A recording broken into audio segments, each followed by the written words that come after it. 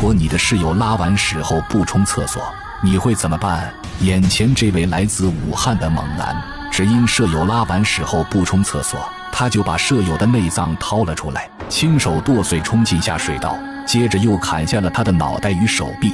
当被人发现的时候，舍友就只剩下了一副空空的躯干。就是上卫生间，他没冲卫生间这种习惯，还不赶紧喊来你不爱冲厕所的朋友，让他知道不冲厕所的代价。2013年12月6号，几位头发茂密的程序员下班后来到园内的景观湖闲逛，这里景色优美，环境宜人，还有不少情侣在亲亲抱抱举高高。可当这位程序员在给女友拍照留念时，突然发现湖面上飘着一个白花花的东西。刚开始小伙还以为是谁把自己的硅胶女友给扔了，由于这玩意影响自己给女友拍照，他就把保安大爷喊了过来。可就在他们准备打捞的时候，突然保安惊恐地发现水中漂浮的并不是什么硅胶娃娃，而是一具呈现巨人观的尸体。程序员没憋住一口吐到了自己女友身上，保安大爷的诺基亚也被吓得自动报了警。尸体打捞上来后，即便是有着多年经验的老刑警也不由得感到头皮发麻。把它打捞上来一看，是个人的上身的躯干，把这个内脏全部挖空了，只剩下躯干，没有头了。死者是个男性，身高1.65米左右，通过皮肤的触感来看，死者大概45岁左右，并且身体十分强壮，看样子是从事体力劳动的人。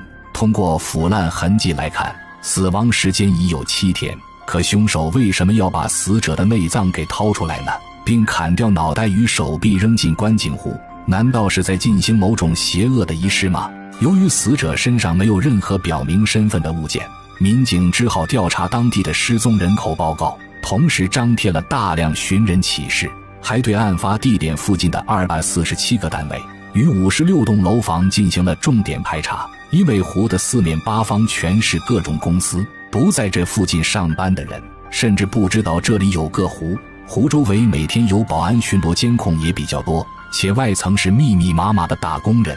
如果是外面的凶手赶来这里抛尸，那就肯定会被发现。经过几天的搜查，民警依旧一无所获。就在他们聚在一起讨论时，有几个经验丰富的法医推测，凶手抛尸的时候可能由于时间匆忙，没有时间彻底分尸，也不方便把尸体运往他处，所以死者的其他身体组织也极有可能就在湖里。2013年12月7号，武汉市公安局局长赵飞下令整来14台大功率抽水泵，把湖水抽干来寻找死者其他部位。经过2天没日没夜的努力，民警不仅找到了死者的头颅与手臂，还在湖里找到了一把铁锤。随后民警又通过各种实验确认抛尸地点就在湖的西北方。可西北方的软件园里有3万多名员工，要想一一调查也不是件容易的事。1天后，在物业那里打听到一个重要线索，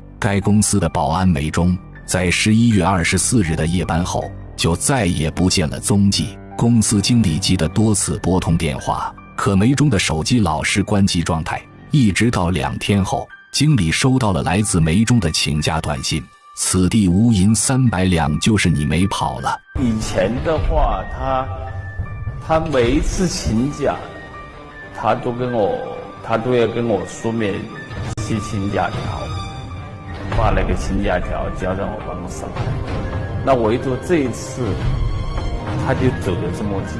在梅忠同事那里了解到，梅忠的性格孤僻，不喜欢与人交流，而热衷与人打交道的保安队长杨泽就十分不喜欢孤僻的梅忠，经常去找茬并发生过打斗。随后杨泽就带人完全孤立梅忠。民警在梅忠的床上发现了他的毛发，经过 DNA 比对，死者正是失踪的保安梅忠，那么杨泽的嫌疑就大幅度提高了。经过调查，杨泽是有过前科的。出狱后，杨泽练出了8块腹肌，随后被经理看上，就成了这里的保安队长。随后民警在经理的带领下找到了正在上班摸鱼的杨泽，说梅忠跟你的关系怎么样？特别是这一点，杨泽就非常反常，他就完全是不加思索的，他就跟我说，关系还可以。显然这人是在说谎，但现在是法治社会，也不能逼供。为了找到线索，民警去调集案发前后的摄像头。诡异的是，在梅中交接班离开的时候，监控的画面就突然中断了，黑屏了。当警方从另一处监控发现，案发当晚11点，杨泽鬼鬼祟祟地来到了监控室，随后11点半以后的监控画面也全都消失不见了，证据确凿。进来吧你。面对民警的询问，杨泽承受不住心理压力，就主动交代了自己的犯罪事实。而他的作案动机很简单，就是因为当晚梅中没冲厕所，他厕所里面没有冲干净。当时他们住在一起的杨竹，就他们保安队长杨竹，就让梅中把厕所洗干净。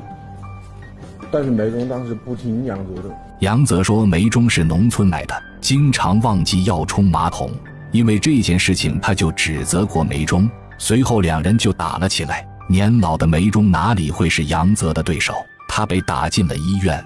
等到梅中出院的时候，杨泽摆了一桌酒席，希望梅中小人不计大人过，两人大事化小，小事化无。